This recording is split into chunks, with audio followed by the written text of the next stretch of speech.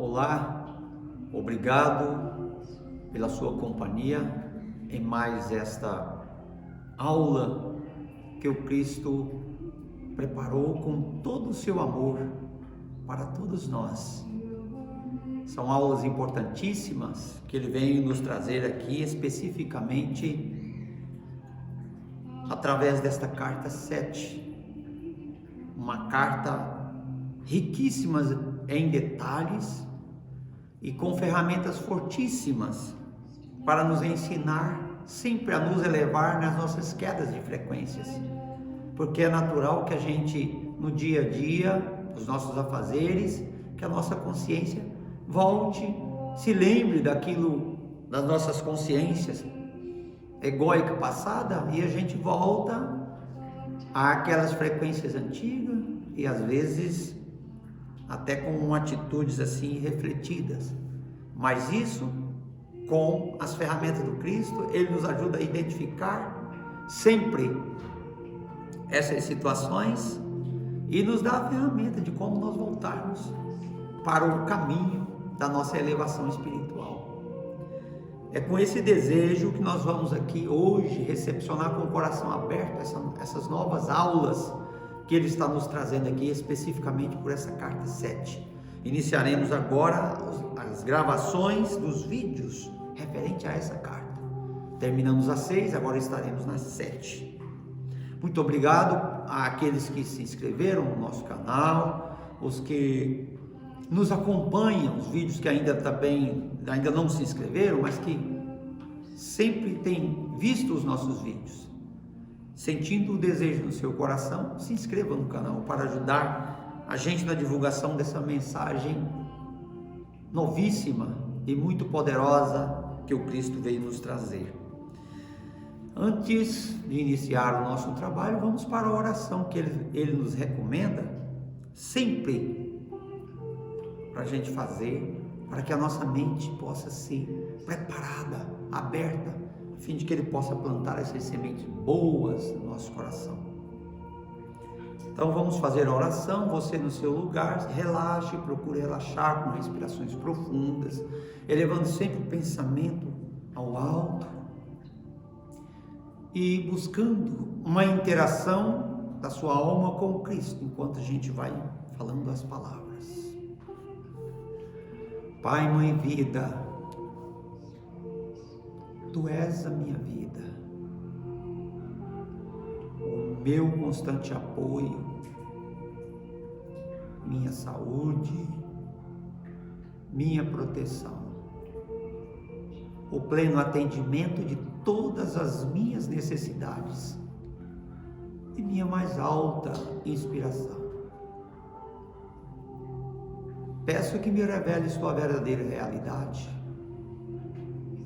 Sei que és Tua vontade, que eu seja plenamente iluminado e que eu possa receber melhor a consciência da Tua presença em mim e ao redor de mim. Creio e sei que isto é possível. Creio que Tu me proteges e me guardas no perfeito amor. E sei que meu propósito final é Te expressar. Quando falo contigo, sei que Tu estás sempre receptivo para mim, pois Tu és a inteligência amorosa universal que maravilhosamente concebeu este mundo e o tornou visível. Sei que quando Te peço para falar comigo, eu envio um raio de luz de consciência para a Tua consciência divina, e que quando eu escutar, Tu entrarás em minha consciência humana e virás cada vez mais perto do meu espírito e meu coração, mais e mais receptivos. Eu confio o meu ser e a minha vida aos Teus cuidados, Pai. Necessito das Tuas palavras, da Tua inspiração para divulgação da mensagem novíssima dessa carta 7, neste primeiro vídeo. E eu te agradeço a sua providência amorosa tomada nesse sentido. Gratidão. Então nós vamos aqui iniciar essa carta 7, ela inicia de uma forma diferente das demais, porque o canal conta um episódio milagroso que aconteceu na edição desta carta, como que um alerta e uma comprovação nos dada pelo Cristo, para que se espante todas as desconfianças de que essas palavras não provêm dele.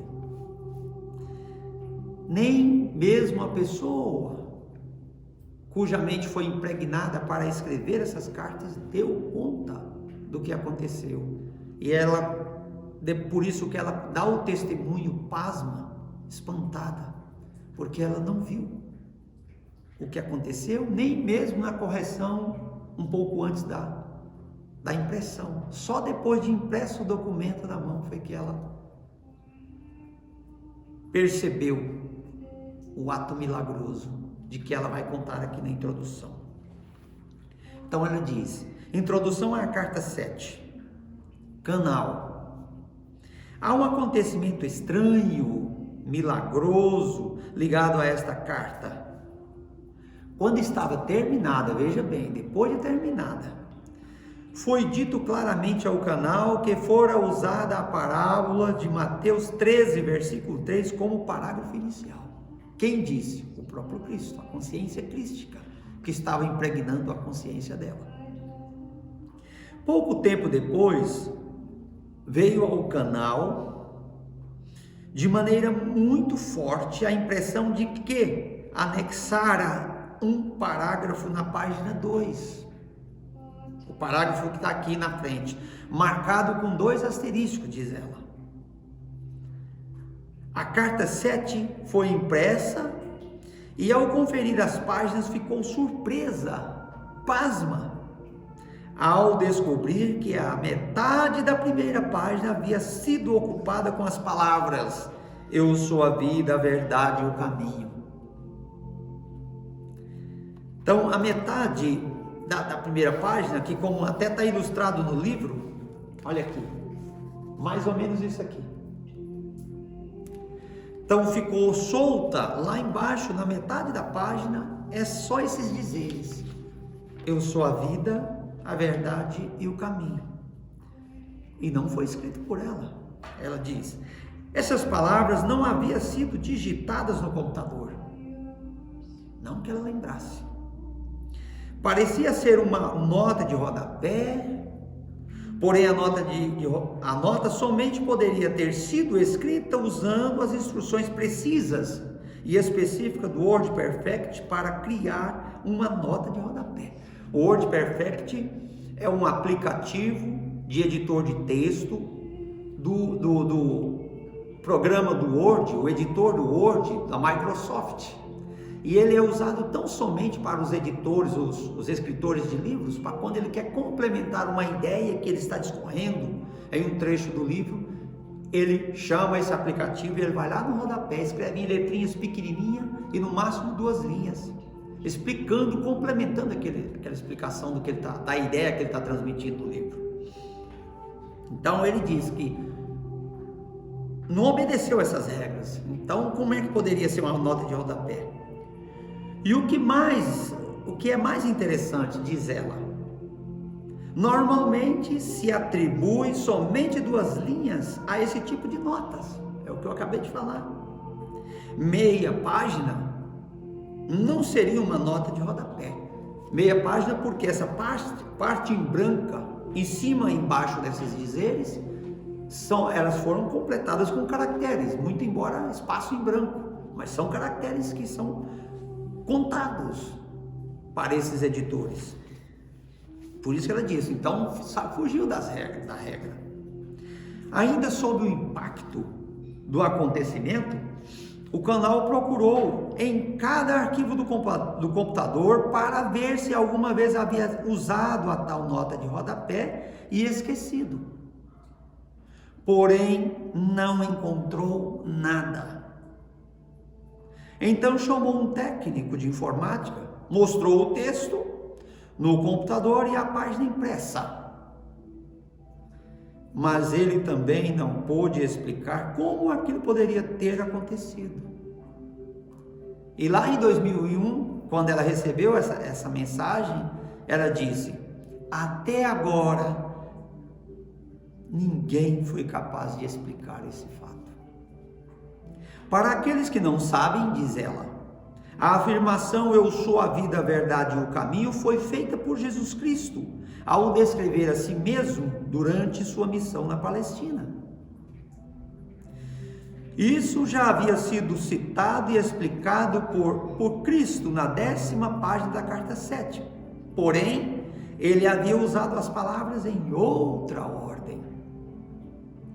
Quando você ler as páginas, os parágrafos marcados com 2 asteriscos, na 2ª página, em conjunto com a nota de rodapé, aquela que nós acabamos de falar, da 1ª página, eles, sem dúvida, ganharam um novo sentido para você, pois estão obviamente relacionados.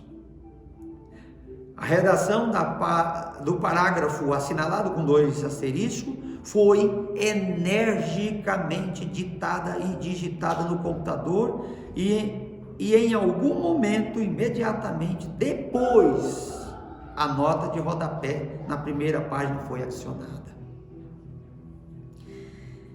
Outro mistério: como foi que essa nota de rodapé não foi observada ao se fazer a digitação? As demais partes do texto, ela teve consciência. A consciência dela estava impregnada, mas ela não se tornou inconsciente. Então ela diz: como é que isso não foi observado ao se fazer a digitação?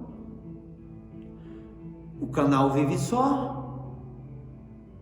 Ninguém mais poderia ter tido acesso ao computador.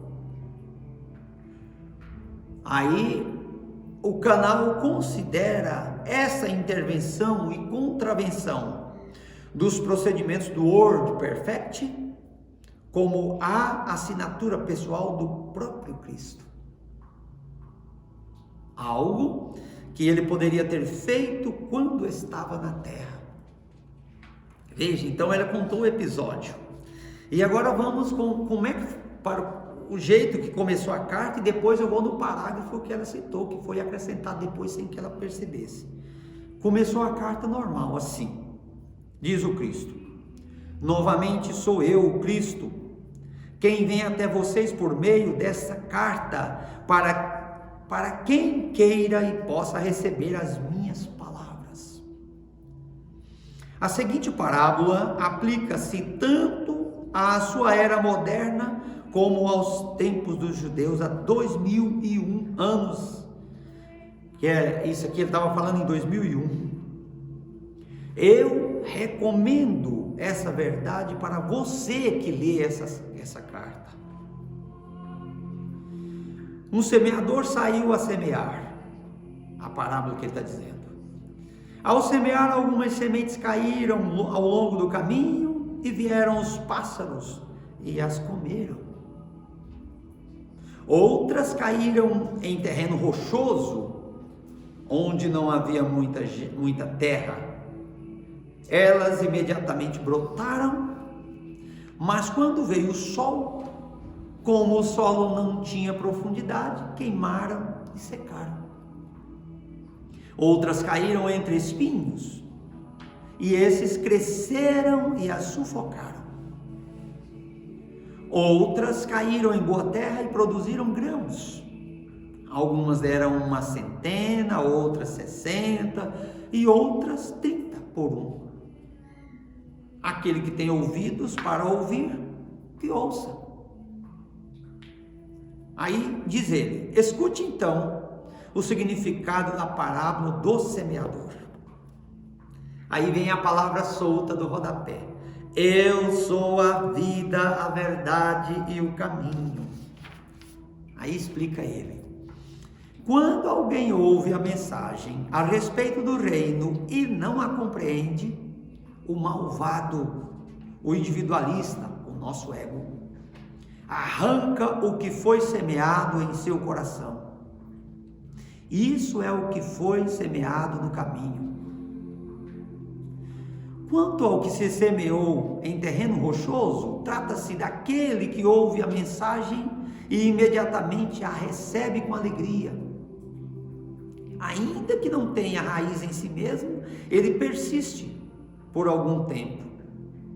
Mas quando vem alguma atribulação ou perseguição por causa da mensagem, imediatamente ele cai.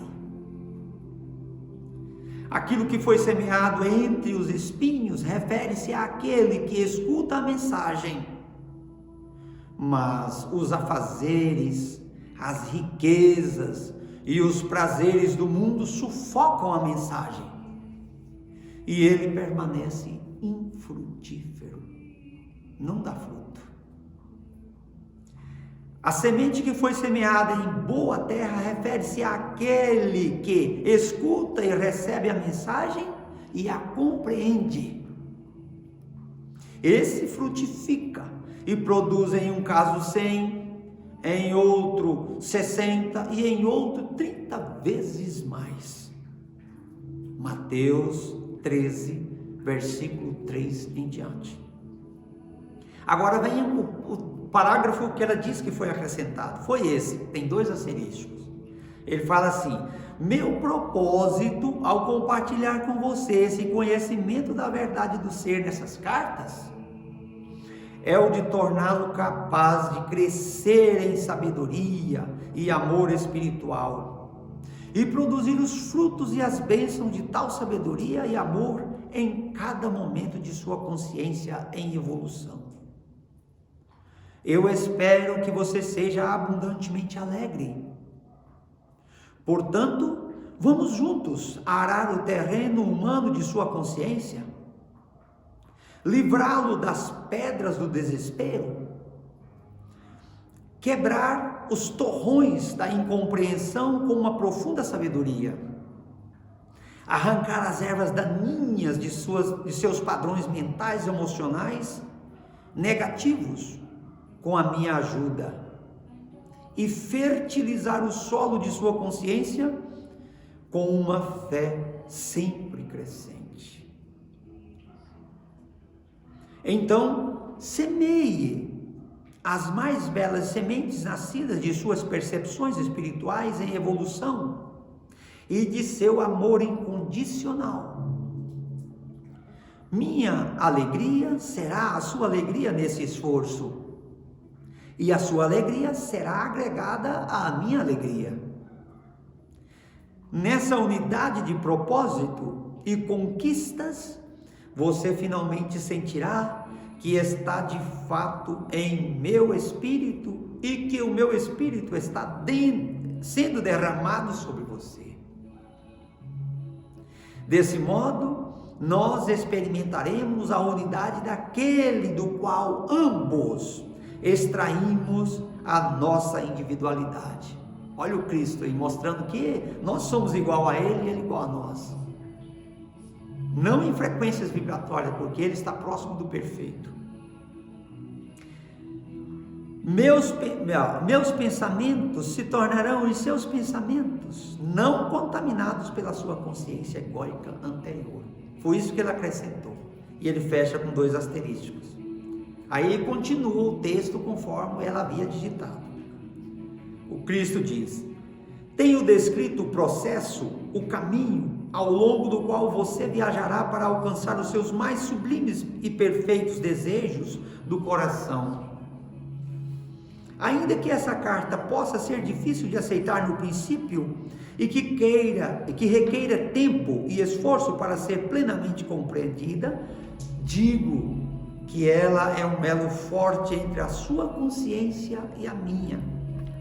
O Cristo está dizendo para nós: em meu estado transcendente posso fazer mais por você quando você me chama do que eu poderia fazer se voltasse à Terra em um corpo físico, em que você pudesse ver-me com os seus olhos e ouvir-me com os seus ouvidos, mas no qual a sua compreensão da verdade do ser seria talvez limitada. A limitação física impõe isso. Por meio deste modo de contato com a sua consciência, você pode receber-me diretamente em sua mente e coração, quando as pré-condições para tal contato tenham sido atendidas. Pois digo verdadeiramente que quanto mais tempo e meditação você dedicar a essas cartas, maiores possibilidades você terá de receber de mim diretamente a mais alta inspiração e instrução. A cada leitura dessas cartas, as suas próprias frequências de consciência se elevarão mais e mais em direção às minhas frequências de consciência espiritual. E no final, seremos capazes de alcançar um verdadeiro lugar de encontro de consciências. O encontro na consciência crística. Todos nós estamos demandando a consciência crística. Então a sua vida frutificará em abundância. Para explicar por que isso é assim, devo dizer que minha consciência desce através de muitos planos diferentes de frequências vibratórias para atender às necessidades daqueles que buscam ajuda e inspiração. Os muitos diferentes planos de consciência pelos quais atravessa a minha consciência são todos distintos uns dos outros. Cada nível de frequência de consciência cria e se manifesta como diferentes condições de existência, uma vez que as mais altas e as mais baixas frequências vibratórias são produzidas por padrões ou formas de consciência espirituais, mentais e emocionais mais altas ou mais baixas. Por padrões altos ou baixos, quero dizer aqueles que estão mais próximos ou mais distantes da intenção da consciência divina. Como você sabe, cada frequência de vibração de ondas sonoras produz a sua nota e tom próprio, único e individual. Da mesma maneira, as formas habituais de pensamentos mentais e emocionais produzem as suas próprias frequências vibratórias na consciência, e essas, por sua vez, produzem as condições externas nas quais a consciência reside. Quanto mais altas forem as frequências vibratórias de consciência, mais bonita, harmoniosa, alegre e realizada é a vida daquele que reside nessas frequências. Quanto mais baixas forem as frequências, mais dura, amarga, áspera e miserável é a vida daquele que está em ressonância com tais frequências. Sua vida é marcada pelo desastre, privação e brutalidade. Quanto mais alta for a frequência vibratória de consciência, mais espiritualmente amorosos e belos são os pensamentos e imaginação criativa, os ideais, a beleza da cor e das formas de vida, porque eles estão se aproximando cada vez mais da dimensão da consciência universal, onde as frequências tornam-se tão elevadas que elas se nivelam e entram em um poderoso equilíbrio. O todo poder da consciência universal, a fonte de todo ser, o amor. Para você, as condições externas podem parecer ser aquelas nas quais reside o corpo. Porém, na verdade, é a consciência que mora no interior que experimenta e responde às condições externas. O corpo não é mais do que o veículo que torna visível aos demais a consciência humana interior, e a condição do veículo em si é uma manifestação do nível de consciência espiritual, mental, emocional que o habita, ou que habita em nós.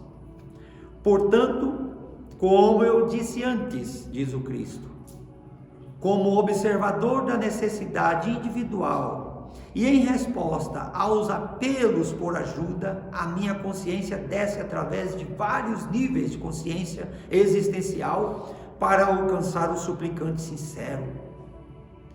Pois, para dar as respostas, primeiro devo receber as necessidades. É aquilo que tem nos evangelhos dos apóstolos: pedir e dar-se-vos-á.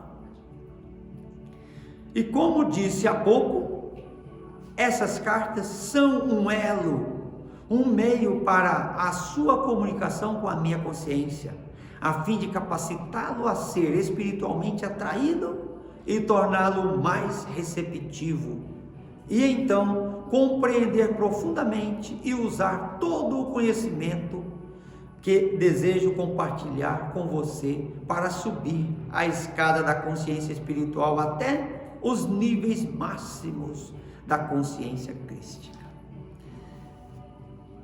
Eu interrompo aqui a minha leitura e ela será continuada no próximo vídeo. Mas vejam, amados,